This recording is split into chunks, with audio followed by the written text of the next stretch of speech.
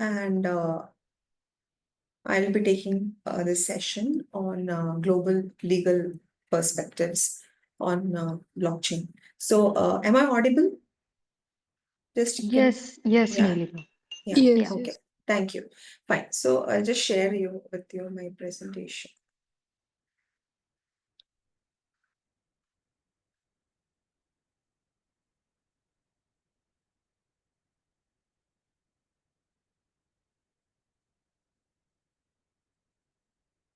So, please let me know if the slides are visible. Okay. Yes, they are visible. Yeah. Okay. So this session actually it's more about theory and all, but I assure you that this will not be that much boring for you all. I'll make it short, and we have just curated in such a way that it suits your requirements also, since you are business school students, and you may not require to go in deep with the regulations or the lawsuits and everything. We'll just touch over those crucial areas which might be helpful for you in your further projects and studies.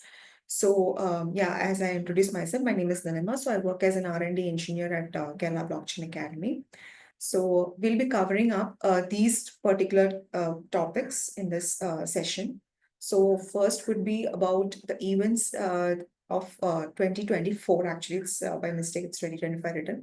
So the last year there were many happenings in this crypto space that had far-reaching implications on this particular regulations and legislations over the globe. So we will be just looking into some of them, and that's it. And the second would be about one of the prominent crypto asset regulations that has come, a universal regulatory approach in European Union, that is the MiCA. Just we'll be touching up with a few important points there also. And again, we'll be just summarizing through this different jurisdictions, how these crypto regulations are evolving, or what are the state, whether they have accepted, or whether there is any legislations or consultations happening. So just an overview of those part. Then we'll be just moving on to the top regulators of crypto assets, that who are those top regulating agencies who are working on drafting this legislation or coming up with some policies to look over to this ensuring better stability with this crypto assets and everything. And then again, we'll just move on with one case study, which is about blockchain and IP. That is would be more suiting to your requirements, like as you are aspiring business professionals. So this context will be more suiting while aspiring further.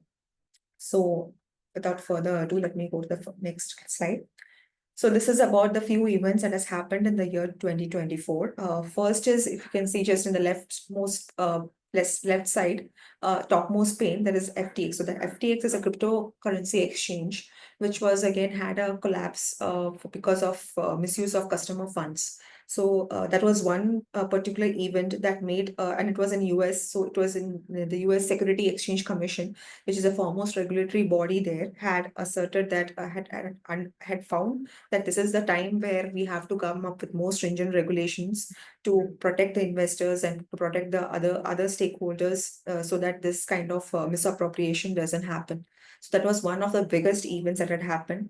And if you can just look over down, that it will be, there is a Bitcoin, that Bitcoin coin, and then the ETF. So ETF, as you can see last year, it was at the start of the year that the ETF was issued, that like where this ETF is the ETF is nothing about the exchange traded funds. So it is a basket of investments where where investors can directly work on Bitcoins without holding on it, and based on the prices, they can try to scale their profits. So this was issued by the Security Exchange Commission in 2024, the initial years, in the initial months, and there was a spike in the Bitcoin value also because of this biggest launch. And again, it was one of the landmark events also, because in this way, this ETFs allowed trading Bitcoins in through this traditional market, security market platforms. So next is about, and then you can see that there is a rise of BlackRock. Now, BlackRock is the world largest asset manager. So they have accrued lots of assets in this last year. So there are lots of gains that was what can observed in this BlackRock. So that was one of the major events. Then there is an NFT downfall, you can see in the right side, which is about the Bored Ape Yacht Club, which is one of the prominent NFTs. So what had happened is like these NFTs might have learned from the previous classes that they are unique tokens where they cannot be transferable, because it's just similar to like your certificates or something, or something which is a unique proportional value. So what happens is like these NFTs are built on some sentiment values, and they were having a good progress right from 2020s. This kind of models had NFTs had a lot of high value, like around 128 that was which was documented. And then what happened is gradually that they began to lose its value, that sentiment around this kind of models began to be lost. There was a gradual decline, and further around in January in 2024 itself, there was a plummeting of this value to around maybe 13 or 14 ETH. So that was something kind of a stark decrease, and much more worry for this NFT marketplaces. Then you can see there was elections in US, and then again the meme coins, everything, the controversies and all the speculation surrounding the meme coins that erupted. So that was one of the events. And yeah, there is also that Bybit hack also that has happened. So that was also one of the concerning events. So again, there was a rise and fall of these values in Bitcoins and Ethereum. So these are the two foremost cryptocurrencies in this marketplace. So these are the few events that has happened, like few of the many events that we thought to document here and discuss with you all. So all these events rightfully pointed out to the need for establishing a unified regulatory approach, and that was how this market investments in crypto assets regulation came about. And we'll just go through this. We'll just not delve deeply into these aspects. We'll just focus on the few of the important points here. So one is about the scope of this MiCA. So MiCA covers three different categories. That is e-money tokens. Now, e-money tokens are being classified as the crypto assets that have been tagged to a fiat currency. So unlike the stable coins, where we say that it is a cryptocurrency which is being tagged to a fiat currency, this covers a broader aspect where they include the crypto assets which is tagged to a single fiat currency. Now, asset reference tokens they represent the stable coins that may have tagged to multiple assets.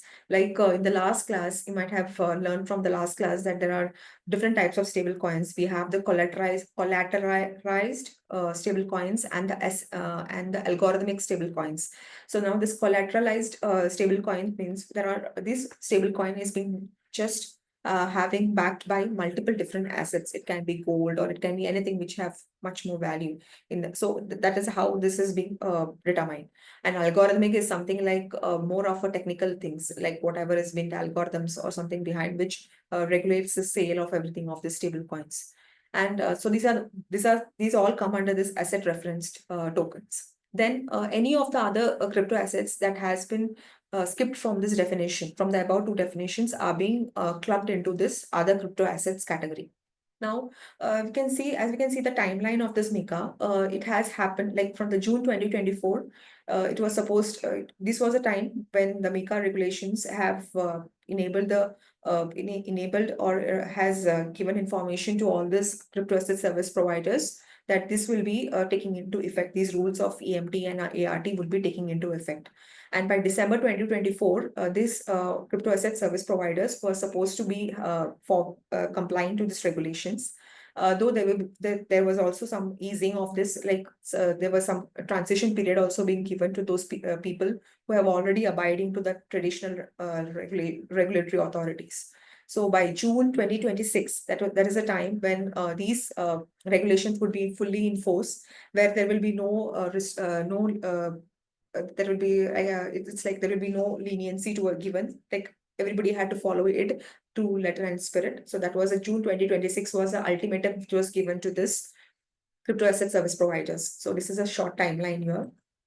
Now, looking into the different features or the different places where this MiCA has worked upon. It's like first you can see is the increased compliance burden they have categorized into two separate ways. That is for the crypto asset service providers and for the stable coin issuers explicitly. So in both the cases, if you can see, is that there are three subcategories involved where each of this, like the crypto asset service provider, that is CSPS, and stablecoin issuers, they have to seek authorization. Now, authorization in the sense there will be some specific licensing that they have to secure. So only if they secure those specific licenses, they will be able to transact or in all this designated in all those classified EU member states. So every EU member state who is part of this MiCA who has accepted this MiCA. So for those member states, like if these crypto asset service providers seek those MiCA specific license, then they will be allowed to offer their services to any member state, okay, without the need to secure any additional licenses. Then again, the safeguards, prudential safeguards in the sense they should have some financial backing, again, with some trusted custodians or with trusted, they should have some minimal capital requirements. They should have some amount for customer protection. So that is one requirement that is being placed by this MiCA regulatory framework. Then again, compliance with the conduct standards, that is, they should have clear guidelines or procedures where they will be mentioning about client, like how they will be managing the client inquiries or the conflicts of interest, or how they will be managing risk, like risk managements. So everything there should be incorporated. So this is the same thing which is being applicable to the stablecoin issuers also. They have to also follow the same set of rules and regulations. Then the third is about the passporting rights for seamless cross-border operations. That is, that's what we have discussed before. That is like every EU member state who has been part of this MiCA, now they will be able to, like, if in one member state, if a crypto asset service provider has gained this specific license, then by default, they will be able to transact or offer their services to any other EU member state. So that is for a seamless cross-border operations, so that they do not have to give for the extra additional charges or cost. So that is one way that they have encouraged kind of cross-border operations. Next is about the market integrity. Market integrity in the sense, now there are lots of manipulations or market abuses happening within this crypto spaces also. So in order to protect and in order to ensure that certain kind of category of people, users or providers, service providers do not try to exploit these profits and put somebody at some other service providers at stake. They have like there are different categories here, like insider trading, where there are some information, where some intricate information or the insider, like there are some non-public information that has been availed, that has been exploited by this trusted service providers for their benefits. And that again, what happens is that keeps them at advantage and keep the majority of other people who are being following the rules and regulations, who are abiding by the rules and regulations at the disadvantaged position. So to protect them, there has been market integrity or robust market abuse rules that has come to safeguard their rights. So that is what has been put forward, like what all they have set the categories, like for example, insider trading is a part of market abusing. Market manipulation is also a kind of abusement. And then improper disclosure, where they have not provided clear guidelines how they will be protecting the investors from any untoward incidences, like maybe the hacks or something like that. So how will they be doing those part from their side? That is have to be clearly disclosed, or else they have to face the consequences in the form of legal like lawsuits or penalties and everything. Next is about the transitional provisions and grandfathering clause. Now, this is about, like, for example, there are crypto service providers, asset service providers who have already been following the rules and regulations prior to MiCA. And they have been abiding through this, all the regulations or all the clauses mentioned in their regulations. So then for them, they might be requiring some time to transition to completely towards this new framework. So for them, the guidelines and the deadlines have been eased for them. So like for July 2026, as we have seen the timeline, that is a time where they have been given the last like the deadline for which they have to completely transit. Until that time, they can start the process of seeking this MiCA's authorization. So until then, they are supposed to move forward and go step by step, but they'll be given, like, it's not that it is like December 2024 is a time where the normally for everybody, for every crypto asset service providers, that is a deadline which has been given. But yes, for those who have already following the national regulations, they have a good time. They are like till July 2026, they can follow their regulations, seek the authorization, and come towards and then get into the smart Mika license and move forward. But that's what they have called about the grandfathering of clause. So for a smooth transition. Now, but again, when we say about Mika, so does it mean that only following Mika is the ultimatum? No, it is like there are other regulations from under EU. For example, there is Markets and Financial Instruments Directive, where again, if those securities and everything, they have been classified in this under this Markets and Financial Instruments Directive. So they have to go through again more number of regulations, because they are being considered, if they're classified in the category of financial securities or in other stocks or shares and everything, then they have to again go through this regulations. They have to comply to this regulations also. Again, there is PSD2 if for its payment services. So those crypto asset service providers who wishes to offer payment services, they again have to comply to this regulations. Then again, there is this Digital Operational Resilience Act that you might have, maybe there has been a lot of communication happening in social media platforms regarding this act. So it is like it is on the owners of this this crypto asset service providers, that they have to ensure that there are they have followed or they have ensured they have enabled this cyber resilient strategies to protect their systems from any kind of threats. So even that undertaking they have to give. So that is about this Digital Operation Resilience Act.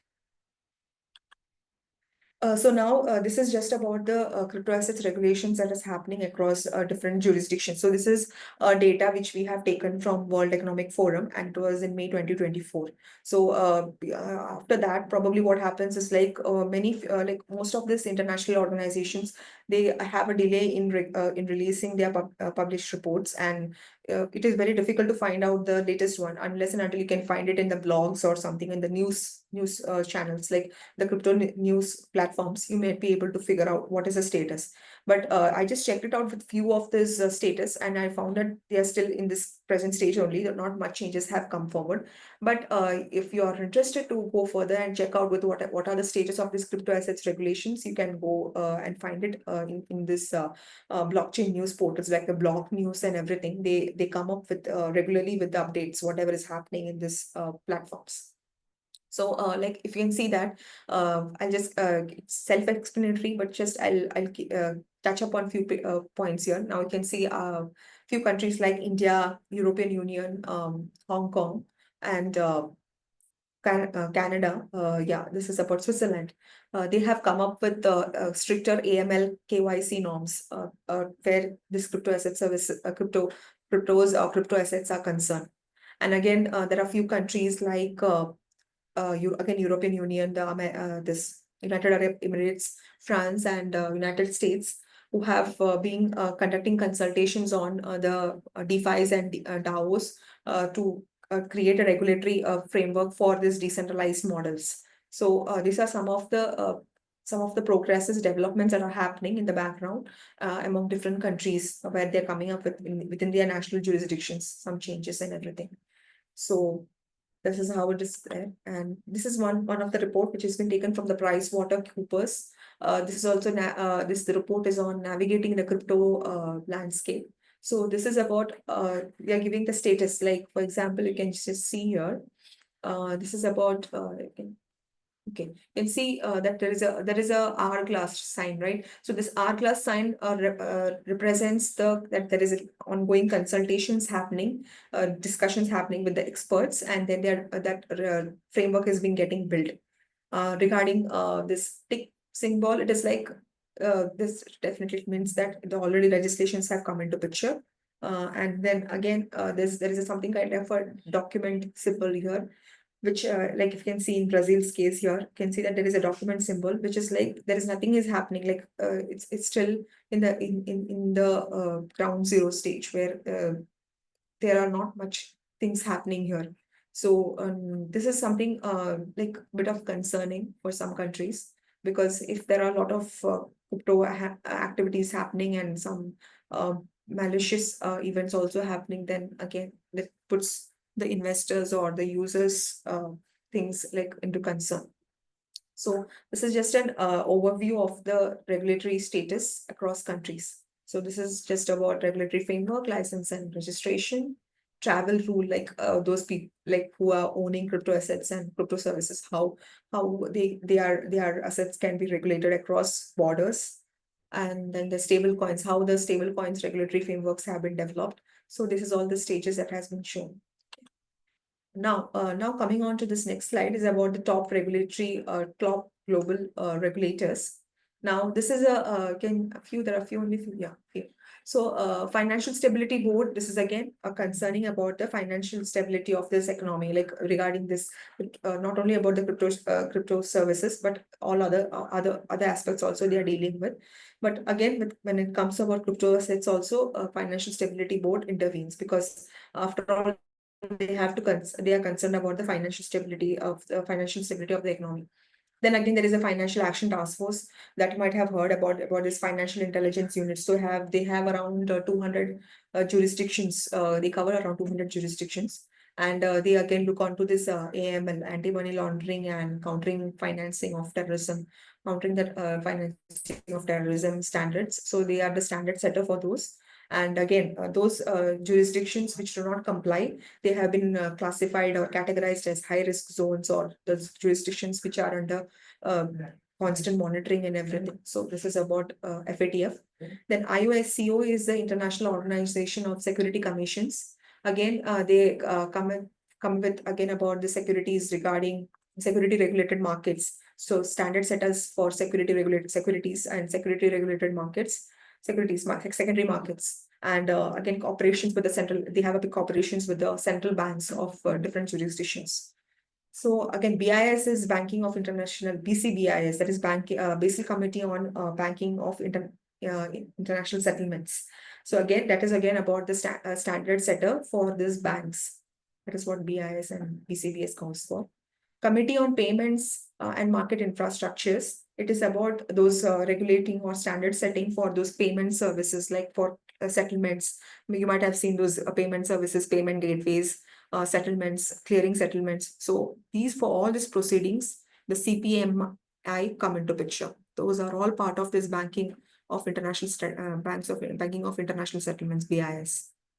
Again, Egmont Group is again another financial intelligence unit. They also look into the same aspect of AML, CFT norms and standards. Okay, so next is a case study that we are going to go for about blockchain and IP. Now, IP, as you all know, it's IP as intellectual property.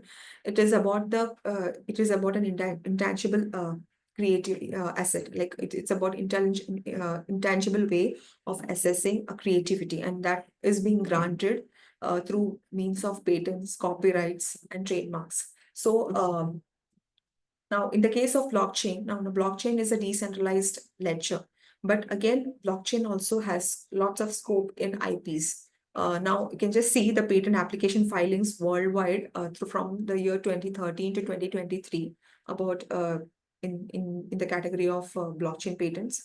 And then again, in the right side, you can see the number of patents issued also. So that has been enormously increasing.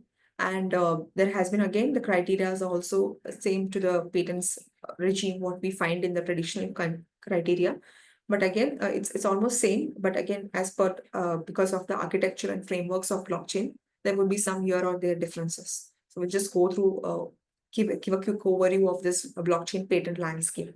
So that's why that is the reason that we thought of discussing about this subject here, because that's because blockchain, as in we will be having a we will be having a thought that since it's a decentralized distributed ledger, it's like everybody owns, everybody has visibility or towards this. So where and all this IPs can be generated from the blockchain frameworks.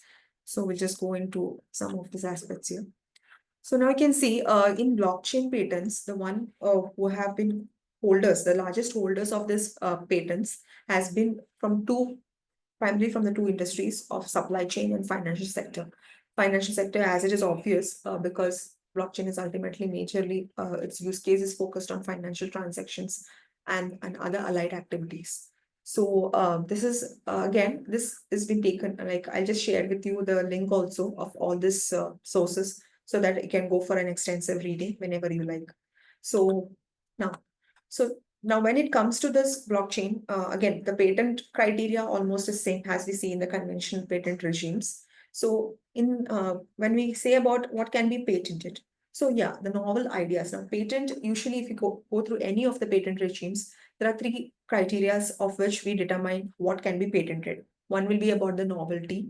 Second will be about their inventory attitude, like what is that invention that has they have come about. And third will be about the industrial applicability. So these three are the major points that have to be concerned. So one that is something which is very new, that is not obvious to somebody who is already working on that and like on that domain, and that which has been all which is having a bigger potential in solving something which has not yet been addressed by anybody in this world. So that is something that is one which counts as a way of determining whether one idea or something can be patented or not. And what cannot be patented is about the abstract ideas, the ideas which are already in uh, basic fundamental concepts cannot be, like abstract ideas in the sense refers to something which is already known. Okay, for example, something which is available in nature, or there's something which is like a natural phenomenon, just to give you a better clarity on this abstract ideas. Like something which is a natural phenomenon, for example, the gravity aspect or something is there, or in something, some plants or some minerals which are available. So these are something which are available from the nature, they are derived from nature, they cannot be patented. Now, there is a one more social aspect about this, because they cannot be patented because they have to be available to the public at large. They cannot be monopolized, because of, after all, the ultimate outcome of this doing patent is about monopoly, gaining a monopoly, monetizing from that. Like if I get a patent for something, I try to create a patent for my ideas or for my some invention, I would be ensuring that I get a due accreditation from that, I get profit from that, right? So only novel ideas, that's what I'll just repeat once more so that we try to get more better understanding about it. So the ideas, the one which has something which is quite new, which is not obvious to anybody working, a person skilled in that domain, an idea which is quite it's like an invention that is something which is a new thing, and the one which has a lot of applicability, that is something which can solve some problem, a definite problem, but and it also has come with large scale improvements from those from the problems. This what the solution gives a large scale improvement. So that is something called as that is called as something which is eligible for a patent. So this is one of the popular judgments when it came to uh, whether a blockchain's solution, they had come up, proposed a solution in using blockchain, and they were this particular this is a MNC which had come up with this idea of patenting. And what happened is like the Supreme Court there, the US Supreme Court, they turned down their claim, saying that this whatever they, so what was the thing was, they are a company, so they had come up with an with, now you know that there are transactions and there are intermediaries who settle these transactions. So as a form of an intermediary, they had designed a computer which will be shadowing all these records, the credit and the debit records, and then they will be reflecting the balances and everything, and they will be giving all those details about it. Okay, and that computer, whatever that equipment was there, they filed a patent for that particular device, and they said that this is like a new invention, a new form of intermediary. But the court claimed that, see, this is an abstract idea. So this is a fundamental economical concept about an intermediary. So whatever is there in the theory, you're just trying to replicate it in the using some device. But that is not going to give some big transition or big transformation from that particular thing. It is just going to replicate it. So that we cannot be patented. Okay. So that's how that judgment went about. So this is just a flow chart that gives you an idea that on what basis this patent can be done or not, or whether they are eligible for patenting or not. So first, the step is here you can see is that whatever the claim, what the company or the entity or the individual is proposing for a patent, it is to first understand whether this claim is whether it is a process or a machine. So like for example, what we said about this computer thing, or if it's something about some mixture or something, a composition that has been made. So if this is yes, we'll just go down to step 2A. If yeah, that claim is about any of one of this, then we have to see whether it is being related to a phenomena that is already existing in nature. If it is not existing, then it is eligible. If it is existing, if it's an abstract idea, then we have to again ask a question here. That is, does this claim recite any additional elements? Okay, is there any additional elements that gives a stark difference, uniqueness to this claim? Then if it is yes, then again, this might go through an eligibility, like this might suffice in the giving an eligibility towards this patent. So that's more of regulate clauses we have to again follow. But yeah, that may be eligible for patent. So that is one aspect here.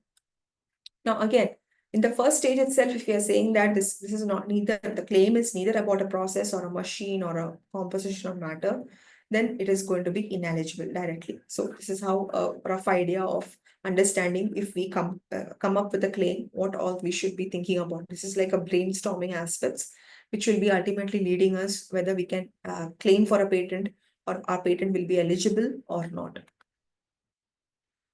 So now again, this is again a detail aspect. Now again, it is the same thing that has been done. So this is about asking whether now even if you have discovered a machine or an equipment, we have to answer this question. That is whether this particular solution, whatever we have come up with, is going to address a problem which is which is not being addressed by anybody else. Okay, and if then what extra benefits are also being bought by this equipment or a process. So that's why here they have taken a context of a computer. They have said about this, whether this invention improves the functioning of a computer. And if it is yes, definitely it's eligible. But no, it is not doing any this. It is just performing some normal functions. Then they have to ask. They have been asked another question. That is okay. If it is not improving the functioning of a computer, then any other technology is the invention helping some other technology or any technical field. If it is about no, then again one more question to ask for is that whether this invention is beyond the well stated documents or well stated particular steps that have been happened in the computer. If it is beyond that, then we can just think about whether it qualifies for a patenting or no, then it is ineligible. So this is how the flow of understanding whether a particular invention can qualify for a patent or not.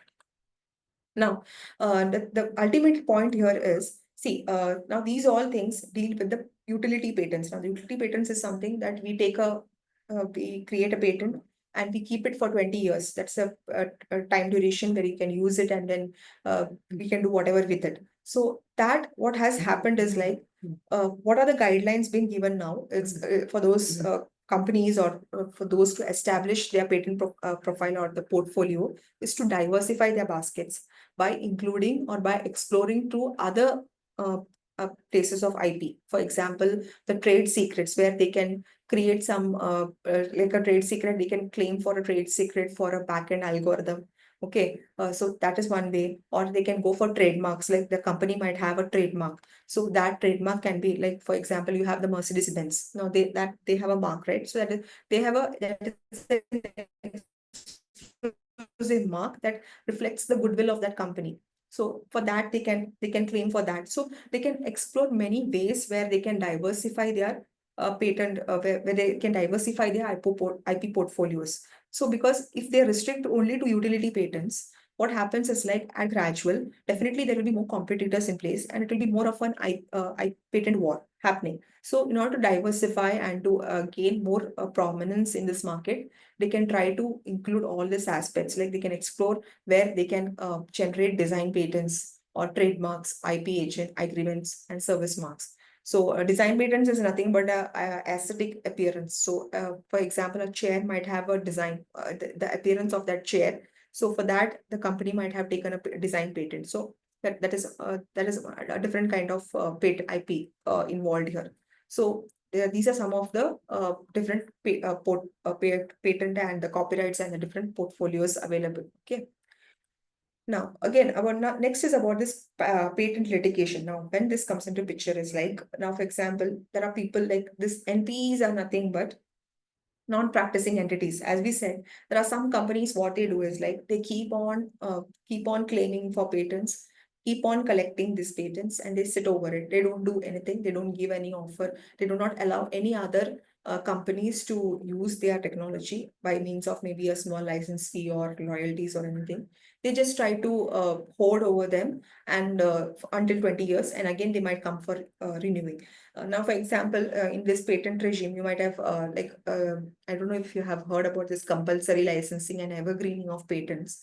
In this medical sector, what happens is like there are some companies, they are the one who manufacture this life-saving drugs. So what happens is like they do not want to allow anybody else, any other company, to gain this rights, their rights, okay, the licensing rights or anything. So what they happen, they take this patent and they have a monopoly over it. And what happens, it gives them unfettered rights, right, to work over it. And what happens, they keep on working on it. And when a crisis happens, like for example, when there was a COVID, everything, or when there is a rise in that, for example, there was a bigger controversy surrounding this tuberculosis drugs. So what happens when there is when a catastrophe happens, or when something happens like that, they are least agile to allow their drugs to be sold in a least affordable prices. So at that point of time, the government intervenes and they come up with compulsory licensing, where companies who can manufacture the same product with a lesser cost and sell to those needy people can do that thing. So this is how this is one of the major issues surrounding this non-practicing entities. Now, when it comes to blockchain, also it is another aspect. So this NPEs are again a worrisome points where they do not do any innovations or any research or anything. They just sit over it so that they get a monopoly of it. And so one thing what has been suggested by the researchers who work on this is like this, they can come up with two kinds of patent rights, that is offensive and defensive use of patent rights. Now, offensive is something that one gains the rights but ensures that they do not allow other competitors to use it, okay, by simply charging a fee in the sense a license fee or a royalty, okay. In exchange for a royalty, they allow to use it, but provided they give a good lump sum of license fee or royalty free fee. And then defensive use of patents is like a company who wishes to manufacture. Now, defensive is something who a company who has already built a patent who has already got a patent right ensures that they have built a strong patent portfolio. Now, how this strong patent portfolio comes, that at the initial stage itself, they have done all their homeworks, like they have searched for the prior art and everything, and they have ensured that whatever patent they are being filed are foolproof enough that even if somebody comes and tries to sue them or try to file a lawsuit against them, they have good grounds to put forward that their patents are quite unique and they have not infringed any kind of clauses in this patent regulations. Okay, so this is like they have to, it is a way of assertion saying that we have done proper research and our patents or whatever patents we have filed are foolproof enough that we have not counteracted against any of this rules and regulations. We have followed due regulations. So that is two ways. Okay. Now, again, this patent litigation and everything has huge cost involved. So how to overcome that is that there are some few steps that is being few measures that has been proposed here. That is one of the thing is looking into this open source defenses. Now, for example, we'll come into the next slides where you can understand what is this about. Just to give you a brief here. Now, open source defenses is nothing about like there are open source softwares working for every blockchain platforms, and there are licenses corresponding to these softwares where they have certain terms and conditions of using the softwares in the projects and everything.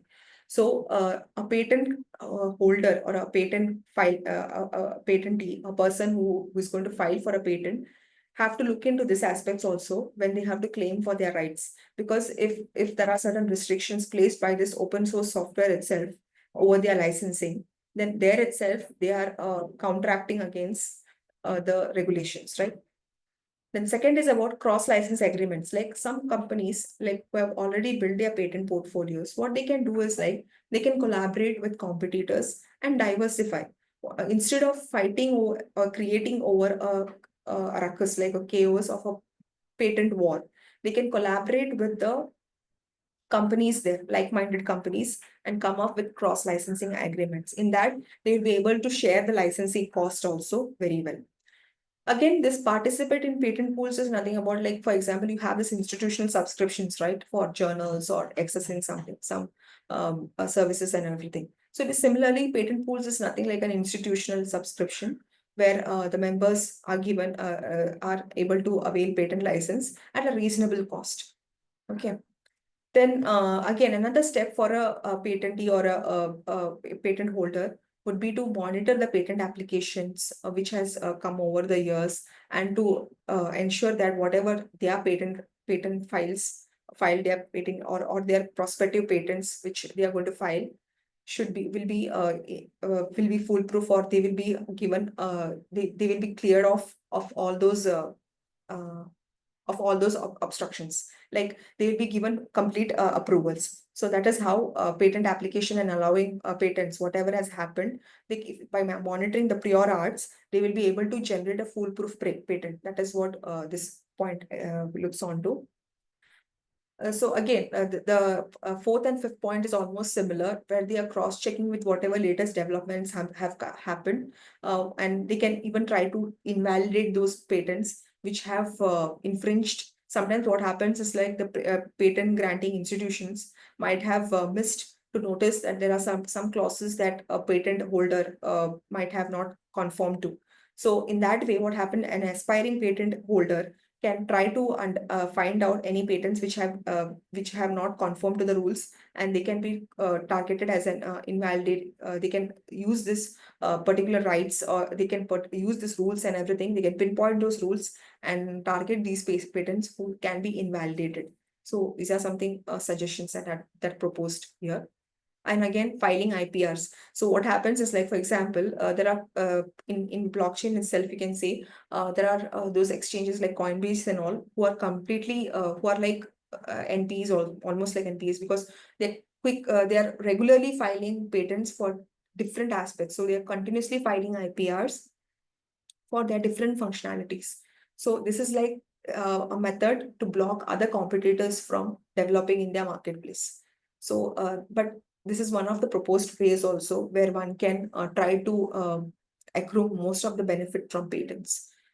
Again, asserting counterclaims is nothing like you have to build a strong portfolio. If you're going to file a patent for yourself, you have to ensure that all the clauses, whichever is being there, you have followed it. And if any company tries to sue or file an infringement, then you can rightfully say that you have followed everything and you have come up with a product that is quite unique, as well as that is solving a problem that was never being solved, or it was something which is a non-obvious form of thing that which has never come into place. So these are the few proposed measures. Now, I'll just go forward with this part. That is open source software and their aspects. This is about open source software. You can see that for example, blockchains. Now, in blockchains itself, we have this open source software available, where in open source, what happens is like the source code form is being available it's made available to the public. It's against the proprietary software, where in proprietary software, only the object code is being available to the public. So there are more restrictions, where the developers who aspire to maintain or bring more standards cannot do anything, because the code which is available is in the machine readable form only. But open source software is something which is like a human readable form, and because the source code is available to the public. So what happens is like it focuses on building a big developer community, engage more people into this forum. So what happens is like but however, they have this some licensing also involved, so that there are some permissive licensing and there are some restrictive licensing also. So in blockchain, for example, Ethereum and other kinds of public blockchains prominently use this GPL version. Now, in the source code, the smart contract, you might have seen that there is a licensing there, right? Where in the top page, where you have seen that there is MIT or GPL. Now, MIT is much more flexible. GPL is something. GPL is also an open licensing form also, but they have again certain clauses and conditions. Which again a patent holder might have to follow when they are trying to incorporate these things in their while claiming for a patent. Apache 2.0 licensing is followed by some enterprise blockchains like Hyperledger Fabric and Corda and everything. Okay. So now when it comes to them, it is like what happens is like they have certain licensing requirements, and it is expected that a developer, a person who wants to develop a new software, they have to comply with the regulations, and they have certain rules and regulations mentioned that has to be followed. And unless they follow that, what happens is like they cannot even for patent filing, they have to ensure that if they're using this thing, they have to ensure that they have complied to these rules and regulations, and they have restricted their major codes. Like they have a good line of what you can say, a demarcation for their invention and this thing. So that because what happens is like they have these particular software licensing have certain clauses which may be occluding or which may obstruct a patentee from filing or claiming for patents. So that has to be taken into consideration. That's why these licenses were discussed here. Now this industry standards, as you know, standards are technical specifications, and that gives more visibility or more credibility to a technology when a standards has been established. So, example, you have the ISO standards and everything. So when you find a product or you find something which is of ISO standard, it gives you more assurance that is something which is accredited or validated. So that is how we go for industry standards.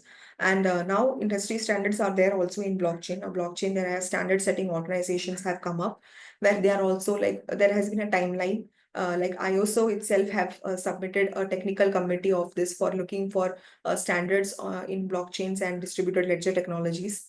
And again, this project 2418 and project 825 groups that has been formed by IEEEs. Okay. So now this 2418 refers to blockchain use cases in IoTs, and the A25 is referring to the energy transactions.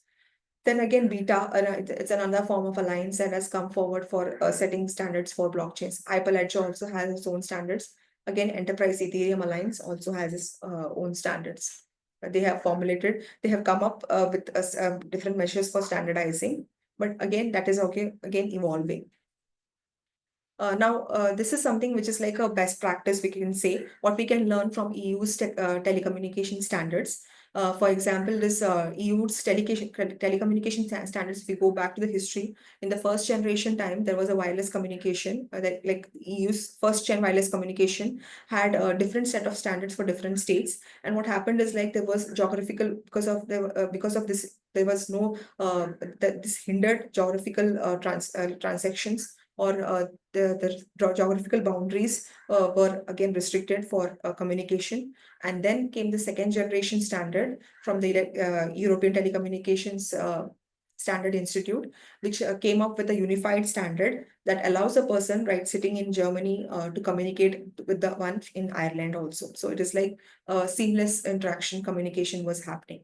And that again gave further rise to the global system for mobile communications. So what this trend reflects is that, again, a blockchain is also a decentralized distributed ledger where the nodes are spread over numerous countries. So what happens is like a unified approach is required here also for standardizing their technologies and everything, because here interoperability is the main criteria involved, and again reliability also. So if these two criteria are not adhered, then the trust on this aspects doesn't go well. Okay, so that was all about this presentation. And if you have any doubts, please comment, or else we can wind it up for today. Uh, yeah, like I don't have any doubt. It's clear. Okay, okay then. Okay then. Thank you so much. Yeah, thank you. Yeah. So I'll just share with you all. I don't know if you all have time. So do go through. I'll just share these two links. I mean, the one Okay. which I have referred. It might be useful for you all. Okay, sure. Just please give me a minute. Yes, I'll just share. This is one of the link, which is a comprehensive, like an online source, which is of, I think, October 2025 released. That is one aspect. And another one is, I'll just share it.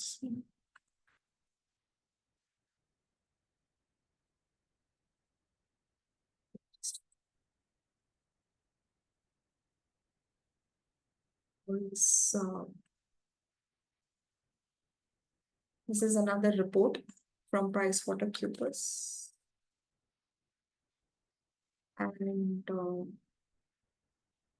this is a YouTube link where it was actually done last year. And it is just covering those what are the types of crypto assets and kind of the same things only. But maybe it might be helpful for you also. You can just check it out here. Okay. Yeah, sure. Thank you. Yeah. Thank you.